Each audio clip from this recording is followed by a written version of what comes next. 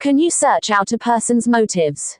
Can you know who a person really is? We all leave traces that sell us out, and reveal our truest character, attitude and intentions. And there is nothing we can do about it. It is all about how well you are at finding out those traces that reveal a person's truest self. Jesus couldn't have put it any better. By their fruits you shall know them. You will know them by what they do. But it gets deeper than that. To understand what Jesus means, you must understand the analogy he used. In Matthew chapter 7 verses 15 to 20, Jesus says, "Beware of false prophets, who come to you in sheep's clothing, but inwardly they are ravenous wolves. You will know them by their fruits. Do men gather grapes from thorn bushes or figs from thistles? Even so, every good tree bears good fruit, but a bad tree bears bad fruit. A good tree cannot bear bad fruit, nor can a bad tree bear good fruit. Every tree that does not bear good fruit is cut down and thrown into the fire. Therefore by their fruits you will know them." He used the analogy of a tree and what it produces. You see, the fruit is merely the product of the tree, therefore, a manifestation or a revealing of what is happening within the tree. With this Jesus explained the fact of the human nature. Just like the tree, a person will produce from within himself what he contains, and there cannot be pretense on this matter. So if a tree produces fruits, good or bad, by which you could tell what kind of tree it is, what do people produce by which you can tell what kind of people they are? First take a look at the word, produce. It means, what comes out of. There are several ways people bring things out of themselves, that is, out of their personalities, primarily their words and actions. If a person's words do not match his actions, then he has already shown you who he is. He is a liar and a deceiver. He says one thing but does another. His intention is to deceive. Once you notice a person is a deceiver, that is good enough for you. Avoid him. His intentions are never good.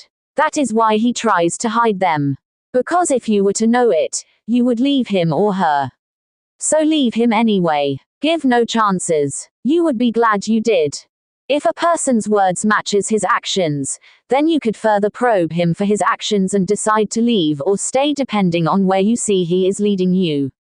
Understand that a deceiver deceives himself first before deceiving others, be him a man or woman.